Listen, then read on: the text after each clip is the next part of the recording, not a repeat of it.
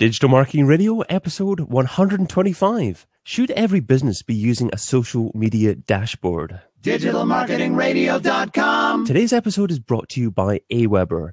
Build your email list, engage your subscribers, and do email the right way. I've arranged a special deal for all Digital Marketing Radio listeners, and that's a 60-day free trial with the email marketing software provider I use, Aweber. Lock in your 60-day free trial, plus view a video that I've recorded on the 3 reasons why I use their service at aweber.com/DMR. So just go to aweber.com/DMR to get started today. The Big Interview with David Bain.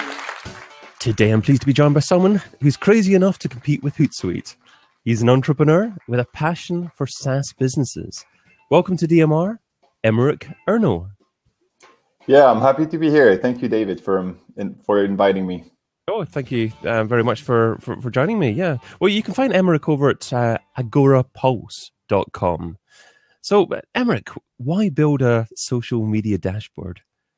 That's a great question.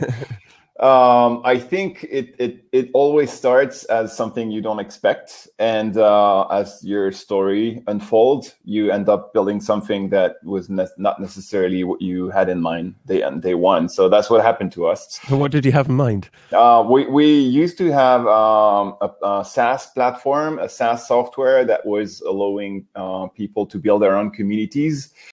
And we were struggling with that we did struggle with that for 10 years between 2000, the year it was launched. Wow. Can you imagine that? I can. It seems like a different lifetime almost. Like forever. Dinosaurs were all around the internet at the time. And in 2008 or 9, we saw the big Facebook, Twitter, and the big social networks coming up, and we thought that was the revelation for us and our market, but it was actually not, because when Facebook became big, people wanted to be on Facebook and leverage what was going on Facebook and not build their own communities. So we pivoted from that build your own community SaaS offering, and we started building apps for Facebook. And from those apps we were building for Facebook, we built a platform embedding these apps in a more scalable industrial way. And, and it grew from there. I mean, we saw the apps were interesting in 2010, 2011, but the end game was something else. And the end game was mastering what was going on in social networks and being able to gather more information about your fans and followers and create value and build an asset out of that. So that's how the social media management came along the way. But I don't believe in the big idea and you start day one on your big idea and nothing changed. And 3 years later, you're successful and you sell your company for a big check. This never exists. I mean, this has never existed. Yeah. It may when you read certain blog posts or watch TV, but the reality of life is very different. The path is like this. It's never like this. So, do you think you can see more pivots in the future, or are you fairly confident in terms of the model that you've got now? Well, when in the early days, when you're trying to find your way and you're trying to find your path to what we call product market fit, meaning that you've built something that the market enjoys and needs and pay for. The pivots are very, very commonplace and you do them very often. And as you move toward the path of building something meaningful and relevant for the market, then there is less and less of them. So we're at a point right now where we probably make a lot less pivot than we did 2 or 3 years ago, but there will probably 1 or 2 big ones along, in the next 2 or 3 years, and a couple of small ones. So pivoting is a way of mind. It's not, it's not necessarily big or huge. Sometimes it's small and it's just an adjustment, but it's a mindset. You need to be always ready for change, always ready for change of direction, always ready to adapt to what the market tells you. And it's a way to do business. There's no other way. So do you think every business can actually gain by using a social media dashboard, or is it only right for certain types of businesses that are on lots of social networks and engaging all the time? That's a great question. It's like, should every business have a website, or should every business have flyers or invest in billboards? It really depends on the business you're in. But more importantly, it depends on the time you can invest in those activities. which probably will lead to something we'll discuss more later in the interview. But I think focusing on what's important today for your business is the core thing that you should be thinking about every morning when you wake up. And if your size and your resources and the budget and the number of people you have in your business do not allow you to go beyond the main focus you have to concentrate today, then going on social media is probably not the priority, and having a social media dashboard, which is only relevant if you are active on social media, is probably not a priority. So you probably need to make sure that you can sustain your social media efforts. And if you can do that and invest in social media, then yes, having a social media dashboard is more than a necessity. It's an absolute necessity. So talking about focus, do you think most businesses should be focusing on just the one social network, pick the one that's right for them and interact to as high a quality level as possible? Or is it better being in a few different places? I'm a big believer in focus and in everything marketing and everything online marketing.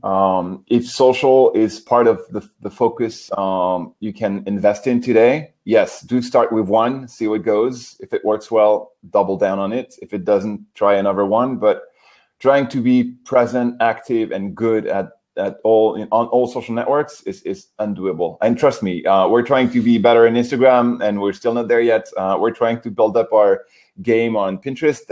We're not there yet either. And the thing is, I'd love to, but it can't be my focus now because I don't have the resources and the level of priority those two social networks have for us now is not high enough for us to heavily invest in them. So we're still focusing on Facebook and Twitter, which are our main social networks right now. Okay, yeah, because that was going to be my next question, because on your website it says you focus on Facebook, Twitter, and Instagram. I wasn't so aware that you focused on Pinterest as well. But so why did you actually select those social networks? Why not LinkedIn? Why not Google Plus, for instance? Are you talking about the software or what we do as a business to promote ourselves on social networks? About the software, about the services that you offer, yeah. So. Well, when you build a software, especially in social media, the first thing you look into is what kind of possibilities do the APIs of those social networks offer you. And LinkedIn API is very poor, and you can do very little with it. Apart from publishing, that's pretty much everything you can do. So it will be added at some point, and some point being probably by the end of this year. So it's around the corner. But we haven't done anything before because what you can do with Facebook, Twitter, and to some extent Instagram is so much more powerful on a software perspective that building LinkedIn was not a top priority because it was not helping us achieve our ultimate goal, which is helping businesses to stay on top of their social media conversations. You can't do that with LinkedIn. You can only publish and then hope for the best and go on LinkedIn to respond to whatever comments you'll get. So it's kind of a problem for us. And for Pinterest, the API was not open until very, very recently. They opened it publicly 2 or 3 weeks ago, max. So right. Now is the time where we're going to be able to start looking at it. But before, it was not a point. Okay. So do you see many businesses starting to use Instagram and Pinterest as their main social networks now? Yeah, I do. But it's only, Pinterest and Instagram are ideal for a very special type of business, businesses that have very visual products. And that's for Instagram and Pinterest. And specifically for Pinterest, products that appeal to home improvement, fashion, sometimes food. A product like ours is not very appealing for the Pinterest audience. B2B software, it's not very visual, and it's not in line with the core audience of Pinterest, which is women between 30 and 50, very interested into home improvement, fashion, anything health, business, lifestyle. We're not in that bucket, so it's not. That's why it's not a top priority. It doesn't mean that there is nobody interested in what we do in Pinterest. There are, but the percentage of the audience is too small for us to invest more in it right now. But when we'll have more resources, we'll definitely do. It's just a matter of focusing on what's important for you today, based on the potential outcome. So is it still worthwhile for a business to have a Facebook page? Because you hear many stories about the organic reach of pages going down a lot. And it just seems like the effort that you put into building a page, and you probably have to actually pay to drive an audience at that page as well. Is that still worth a business to do? Well, if you're building a Facebook page just for the sake of publishing posts and links on it and reaching a wide audience, no, it's not, of course. But it's worth doing it for many reasons and for many businesses that are not, everybody. For example, we have clients who have very sexy brands and very sexy products. Just to name one example, one of them is a motorbike brand, Italian motorbike brand. And people who own that types of brand, that the bikes from that brand, they're just in love with their bike. I mean, When I say in love, I'm not kidding. And this page, every time it posts something, gets, hundreds of shares, thousands of likes, bazillions of comments, whatever they do. And because the audience is already reactive and is already in love with what they do and what they sell and what they have to offer. And there are a couple of brands who have that chance, who are lucky enough to have that kind of product. For those, it's a no-brainer. Facebook will be the best place for them to invest in. For us, B2B software company, again, I like to take us as a counter example. No, it's not, because when I post one of my blog posts about how you can leverage A/B tests on Facebook ads, people are not going to go crazy excited and share it to their friends and family, right? It's not going to be that way. So it's the reach I'm going to have organically for each of my posts is not going to be huge. So first type of businesses, people who have sexy businesses and sexy products. The second reason is because if you don't have a Facebook page, you will not be able to advertise in the newsfeed, because advertising in the newsfeed requires having a Facebook page attached to the post. And we do a lot of that. And for that very single reason, having a Facebook page is a must-have. Right. So if you plan to advertise on Facebook and do it right and do it well and benefit from it, you do need a Facebook page to attach your newsfeed ads to your page. And then the last reason is for some businesses, Facebook is a big customer support channel, believe it or not. And we have a lot of e-commerce clients in Thailand and in Mexico for the two I'm thinking about right now, because they're very huge on supporting clients via their private messages on the page. And if for those clients expect to find them on Facebook and expect to be able to message them and get a response on Facebook. So if they were not there, people would be disappointed. So these are three examples. Right. But obviously, there's no one size fits all response for that question. But you like using your own business as an example as well, as an unsexy tech business. You called it that. So what is a better social media strategy for that type of business then? For an unsexy B2B business like me? Yeah. Twitter has been very productive for us. Also very time consuming, but time well invested in our story. I think the good thing that Twitter offers and Facebook does not offer, and very few social networks offer as well, is the ability to really connect one-on-one with people who can make a difference for you. So these people can be bloggers, they can be potential clients, they can be partners, they can be affiliates, it can be a lot of different things. And if you want to get something from these people, you do need to start with building a genuine relationship with them, helping them, offering them value, and so on and so forth.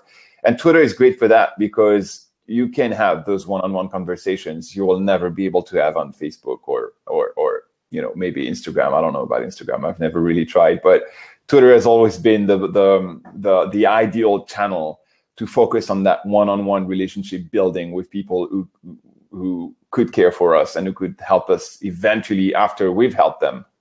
So do you think you can advertise successfully for a B2B business on social media, or is it more about building that personal relationship? Is that the better way of marketing?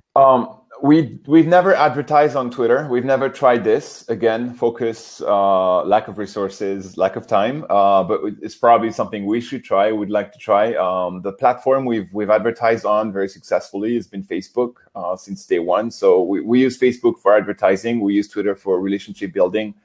We've tried LinkedIn advertising, but it was too expensive for us, and the return on investment was not positive. So we had to stop it. It's really about trying and testing a lot of things and figuring out, what is working and what is not working for you, which may not be for everyone else. So is it still important to drive traffic back to your site and build your own email list, or do you think it's adequate to actually drive people back to your Facebook page and build your own likes and followers there? No, we drive traffic to our site. We drive traffic to our blog, and we drive traffic to our site, being very, very, very focused on SEO for that reason. I mean, organic traffic from SEO will never be beaten by anything else, especially not from social, in our case. I don't want to drive people to my page. The only type of people I want to drive to my page, and I do Facebook ads to get likes, is the people who are actually using my product. So those people, I want them to like my page because I want to be able to reach out to them via the Facebook channel as well. So having those very specific users being found on my page is something I'm ready to pay for, but I'm not paying for any other kind of traffic on the page. Okay.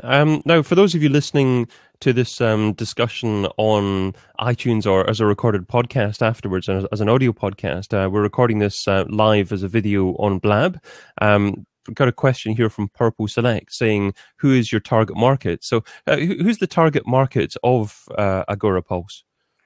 The target market is small and medium agencies that are doing social media for their clients. It's probably around 40% of our existing client base. And the other target market is small and medium businesses who have someone internally who is in charge of social media. So we found out that if they have not necessarily a full-time community manager or social media manager, but at least one person who is in charge, if even part-time, to take care of social media for the business, then they are a good potential target for us because they understand the need for tools, they understand the need to save time, they understand the need to be more efficient and to measure results.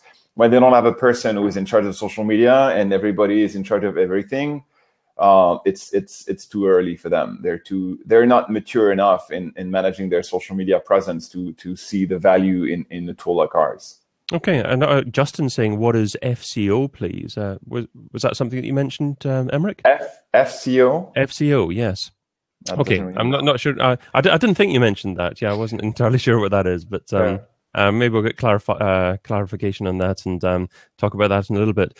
So just the last part of this section, what would you say is the future of these social networks? Are they going to evolve quite a bit? We've obviously seen changes in Facebook in terms of organic reach. The retargeting has been very successful in driving traffic back to websites.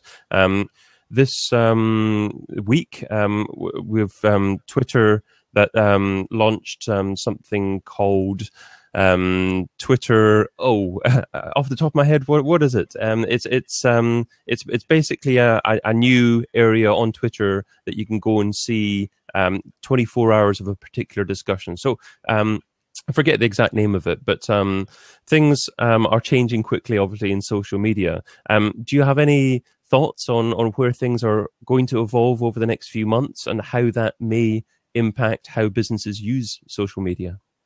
I have very little insights about how Twitter, Facebook, and the other guys are going to evolve. My guess is they're probably going to continue evolving into generating more revenue for themselves, which is totally logic and makes sense. They are businesses as well, and they need to make money. And like the recent move from Twitter to remove the share count that has generated quite a rant on social media is probably something that they need to do to reduce their technical cost and by the way, if possible, increase their revenue by having people pay for that information. So there will be more moves like these, not necessarily big moves, but small moves that make it more and more efficient to pay them money to get business results for yourself. On the global social media evolution, the one thing I'm a big believer of, and we've been working on very hard, is trying to take social media out of its silo and offer more and more opportunities to connect social media with other online marketing activities, which I think is the future of social for marketing purposes. So that would be my that would be my prediction for the next 2 or 3 years. I mean, social will have to become more and more entangled and linked to whatever else you're doing online. Yes, it's all about integration. I completely agree with that. I mean, I've been heavily involved with SEO in the past. SEO and content and social need to get better at working together and delivering a more integrated experience as part of marketing. So I'm glad you're saying that. Justin reminding me in the chat there, it's Twitter Moments, it's called. That Twitter are in the process of launching. So if you can't see that at the moment, then you will see that I'm sure in the Twitter app over the next few weeks or so. But let's segue into the second section of our discussion. So that focuses more on your thoughts on where digital marketing's been and where it's heading. So starting off with software I couldn't live without. What software do you currently use in your business that if someone took away from you, it would significantly impact your marketing success? That's a tough question. Apart from your own software. Of course, my own software. I built it for my own needs, so I couldn't live without it. We are using so many softwares. So many of them are key to our business. So I had a hard time picking one. The one I would pick, though, is probably not going to be relevant for everyone, but it's very relevant for subscription businesses. Is a software called ChartMogul that connects to your subscription service like Recurly or Chargify or Stripe, any payment management you're using. And it basically slices and dices your revenue by type of plan, by country, by region, by a lot of criteria that allow you to really go and measure the impact of a marketing experiment on a specific zone or for specific types of clients. And that software has been a revelation to us, because before we were not sure what was the impact of this or that online marketing initiative to the bottom line. And thanks to that software, we finally were able to find out.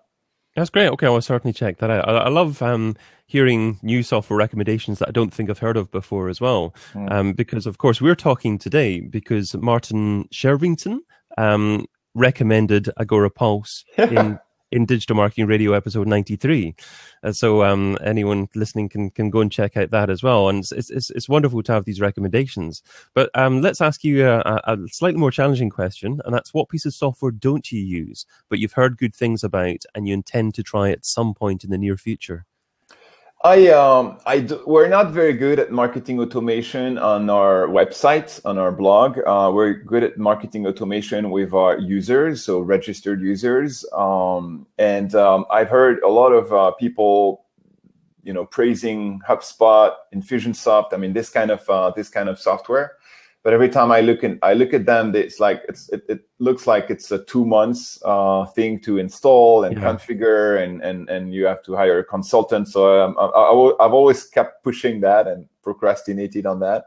I saw one that's called ActiveCampaign that seems to be easier and more affordable and more user friendly. So I may try this out in the coming months. Okay, yeah. I mean, there's so many marketing automation tools. There's one called Entreport that I've been meaning to have a look at myself as well. But you mentioned a few great tools there, so I'll include all the links on the show notes at digitalmarketingradio.com. But moving on to... I wish I would have. So I'd like to look back in the very first day that you're involved in trying to market a business online. What didn't you do so well? What do you wish that you would have done differently? Focusing on the right things. And how do you establish what the right thing is to focus on? The hardest thing on earth. It is the hard part. I mean, it's finding the right things and it's keeping the focus. And when you start out, you basically have no idea. So you basically have to work very, very hard, trying a lot of different things so you can figure it out. And, the harder you work and the longer you do that, the clearer it becomes that what you need to focus on this month is this. And it will be different from what you had to focus on 2 months ago and what you will be focusing on in 2 months. but it's a mindset. You have to wake up in the morning and rethink what you're doing and what your team is doing, and say, okay, are we really focusing on the right thing today, this week, this month? And force yourself into that thinking as the founder, as the business owner. And it's a very hard thing to do, because you easily get dragged into day-to-day responding to emails, solving support tickets, and a business life can suck you in day-to-day stuff and take you away from that, big picture, big vision of, am I focusing on the right things, and is my team focusing on the right things? And I keep asking myself that question every morning. It's a great question to be asking, certainly. It's probably a good time to be mentioning my other podcast that I've just launched, actually, with a couple of other podcasters in the UK, called businessbookofthemonth.com. And in that, every month, we all together read a different business book, or read the same business book separately, obviously, and then discuss it as part of the podcast. So the first one we actually read was the book called The One Thing by Gary Keller. And that's all about focusing, absolute focus on the most essential thing that you should be doing to reach your long-term targets. And he talks about, ideally, within your whole morning for 4 hours or so, you should be isolating your one thing, your one most important thing you should be doing that, and then you can do your management and other tasks in the afternoon after that. I totally agree. The one thing I kind of disagree with is focus on 4 hours and then do something else, and because that's not the life I have. I can tell you, my life is cut by little things all the time. I get interrupted all the time. I got 9 people to manage, so I can't say, okay, for 4 hours I'm not talking to anybody and I'm doing this. But the thing is, I need to keep constantly going back to it. I need to constantly say, okay, back to my core thing, back to my focus, back to my priority, even if I still have to do these other things in between. Yeah, that's the real world, isn't it? It is. It's a lot different than the one they describe in books sometimes. I know, yeah. It's nice to have the theory and the practice together. It does.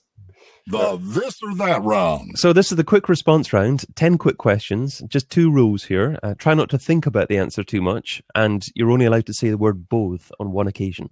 Ready to go? Ready. Email or Twitter? Email. Audio or video? Video. Affiliates or display advertising? Display advertising. Facebook or Google+? Facebook. Online press releases or one-on-one relations? One-on-one relations, big time. Paid search or SEO? SEO, big time too. Email contact form or telephone number? Email contact form. Website or app?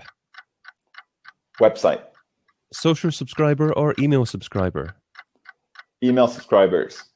And local marketing or global marketing? Global marketing. No boths in there. That's a couple of interesting answers, though. You certainly had a real focus on email rather than social media, because the first answer was email rather than Twitter, and then email subscriber rather than social subscriber. Was there ever a stage that you thought a social subscriber was more important than an email subscriber? The reason why you answer these type of questions can be very varied. The reason I said email versus Twitter is I could live without Twitter today, but I couldn't live without email. So I said, if I have to shut down one, yeah. Which one would I say I couldn't shut down my Gmail. If I shut down my Gmail, I'm dead. If I shut down my Twitter, I'm unhappy, but I'm not dead. And then the social subscribers versus the email subscribers is because the email subscribers, if you do it right, you can have better conversations with more of them. The social subscribers, it's a big challenge. Number one, there is not one social channel. There are many of them. And so it's very, very time consuming, and it's very, you disperse yourself very much. So it's difficult. It's more difficult. Email is simpler.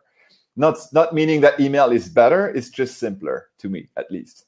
And of course, you can use email now to actually upload to Facebook and Google coming as well, to actually better target people for your paid advertising and social media as well in the future. Too, yeah, absolutely. Wow, okay. The $10,000 question. If I was to give you $10,000 and you had to spend it over the next few days on a single thing to grow your business, what would you spend it on, and how would you measure success? I totally love that question, and I think the answer will surprise you. I would pick 10 people I really want to strengthen my relationships with, and I would send them a $1,000 gift to each and every one of them. A $1,000 gift in relation to your business? To build? Just to be nice, just to make them happy and do something nice, and just to strengthen my relationship with them, just to tell them I care about you, and this is the proof. and how would you choose those 10 people? I would look into my existing relationship, and I would choose them based on how close I am to them, and how important my relationship with them is to me and my business, and I would make a random pick because it's only 10. So if I really want to do it right, I would probably need $50,000 or $60,000, but you only proposed 10, so I did what I could. and if for instance you wanted to do this and you were the marketing manager in a business, how would you justify that expenditure to your CEO? There is no need to justify building a great relationship with people who matter to you in your business. That there shouldn't be a need for that. I understand that if you're not the business owner like I am, it's hard to ask for, to justify that. So probably only business owners who control the budget can make that kind of decision. Right. But it's probably the biggest no-brainer in business. Building relationship is the best long-term investment you can make. It's if you invest $10,000 in ads today, next month it's dead. It's gone. There's no more of it. If you invest $10,000 in relationships today, so I picked the gift route. You can pick other route and other different ways of strengthening relationships. But if you invest into that 3 years down the road, 4 years down the road, 5 years down the road, these will still be there to provide value to you personally and obviously as a consequence to your business. My number one takeaway. Well, Emeric, you've offered a lot of great advice in our conversation, but what's the number one takeaway? What's the single most important step that our listeners need to take away and implement in their businesses? I think waking up every morning and asking themselves, am I going to focus on the most important thing to take my business to the next step, to build my long-term vision, to build toward my long-term goal is the biggest takeaway you can take. It seems simple, but it's not simple. It's really something that most people don't do, and they do it for 1 or 2 days and then forget about it. Wake up every morning and look at what you're supposed to do today, what you have planned for the day and for you and your team, and think about, are these things going to help us build the business we want to build? Yes or no? Great advice. And you should be continually asking that question. It's easy to get sidetracked and thinking that you're doing the right thing, but that continual refocus on what is the end goal and are you working correctly towards that is paramount, and absolutely ideal. Definitely. Brilliant. And again, it's very hard to do. It's you got to force yourself into it. It's not natural. The natural thing is to get dragged by the day-to-day business. Absolutely. Yeah. Well, I reckon that takes us to the end of our discussion today. So thank you so much for your time and your advice. What's the best way for our audience to find out more about you and what you do? Going to our website, agorapulse.com. If they want to get in touch with me, Twitter is a great place, at EERNOULT. I can also be found on LinkedIn, and type my first name and last name into Google and you'll find every channel where you can connect with me. Twitter probably being the most surefire way to do so, because I do respond to all the tweets I get. Great. Okay. Well, I'll certainly include links to your website and Twitter in the show notes there as well. Lovely. Thank you again. And thank you, dear listener, for joining us. If you like what you heard, I'd really appreciate your feedback. Just go to digitalmarketingradio.com/iTunes if you're listening to this as a podcast on iTunes, and please leave an honest rating and review. It'd be absolutely fab to hear from you. And of course, it would help to improve the ranking of the show. And finally, I'm also hosting a brand new live show every Friday called This Week in Organic. So head over to thisweekinorganic.com. That will redirect to the show on Blab. So I reckon that's all for now. Until we meet again, adios to all those listenings. And thank you again, Emeric. It was really great. It was great. Thank you.